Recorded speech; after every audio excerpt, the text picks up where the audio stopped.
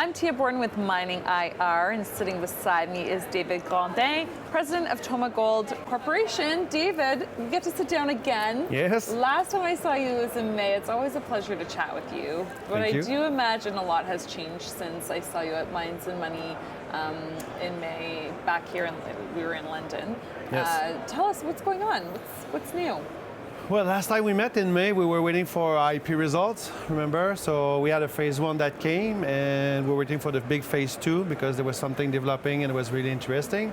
So when we had the result in the summer, and then since then we've been working that really large anomaly that we've released. So basically what you have is the anomaly came on the main zone. That's historical work basically, where it's confirmed, and 85% of the time when you have a strong anomaly, you match it to the drill core, it kind of correlates. It works.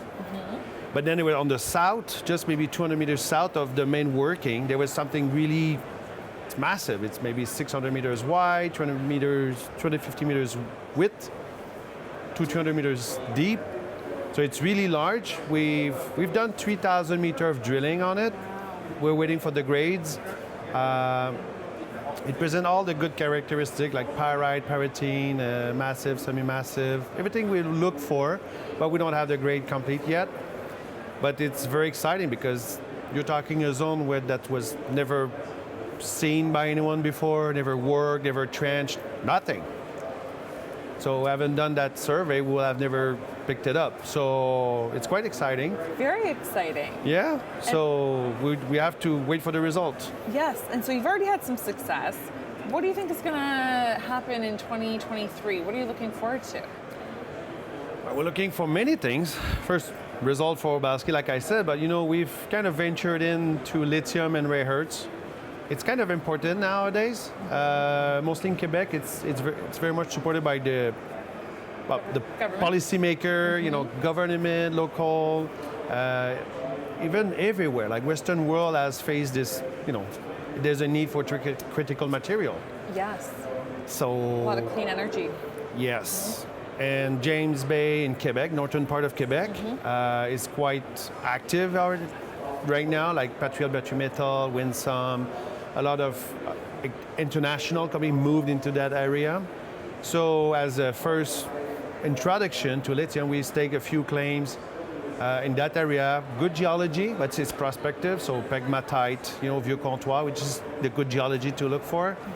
We were able to conduct 1 week of prospection and sampling. We're waiting for the results also. Not much. It takes time. Yeah. It's the lab, so it's okay. But so we wait for that.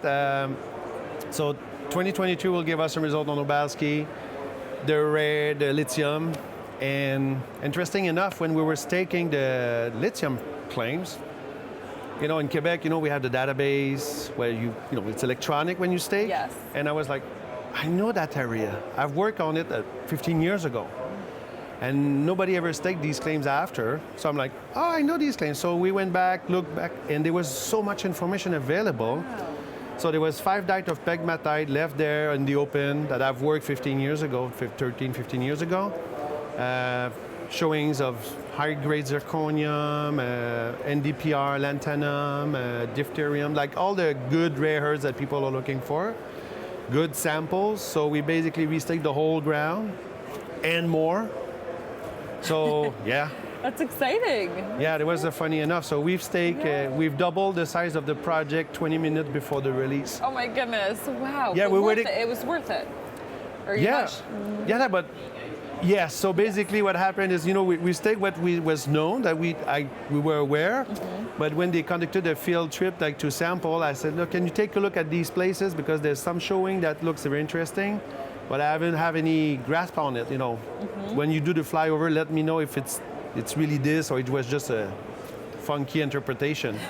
And they tell me, no, it's really, it's there. It's there. The pegmatite is there. You stake it. So 20 minutes before the press release went out, we staked. We doubled the size. Amazing. That's very exciting. But then the winter came. So.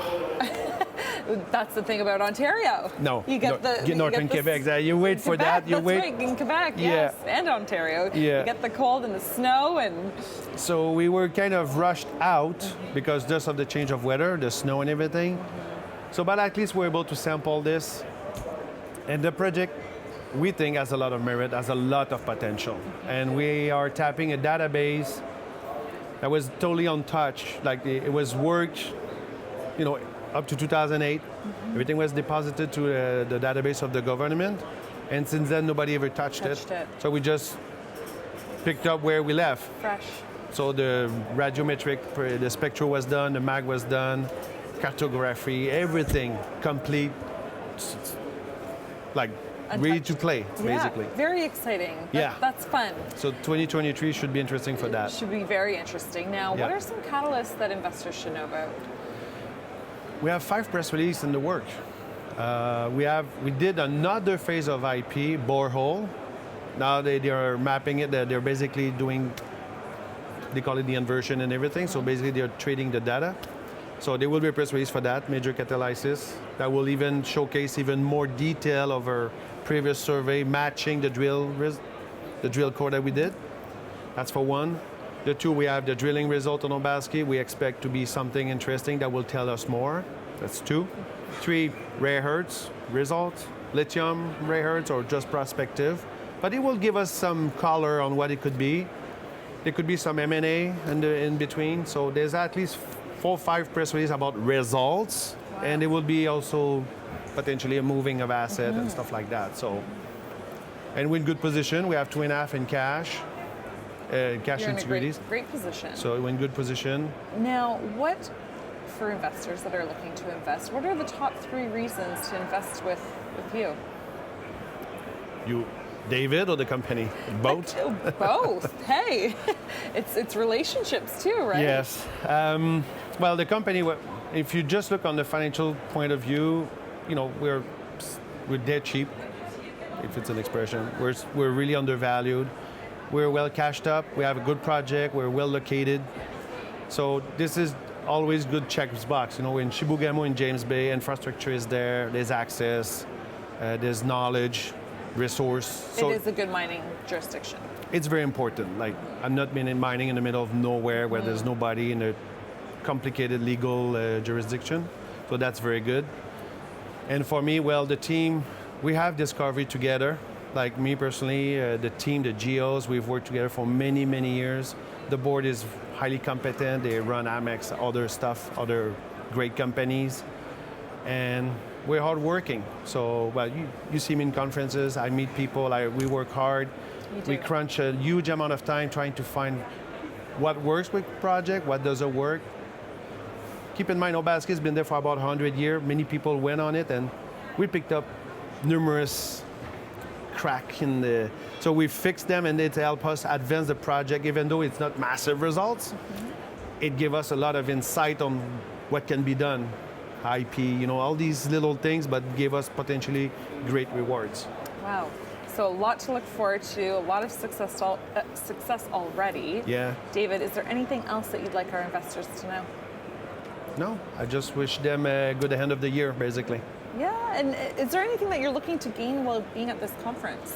I know that we see each other often at these conferences. Yeah. Is there anything specifically this year at this one? At this conference, we were looking to, keep broaden our network of investors, but it was a good amount of technical people down here. So met a lot with some metallurgists, because of Obalski, recovery and stuff. So we met a lot with them. There was also about these specialists for ESGs, because it's becoming more and more important for exploration.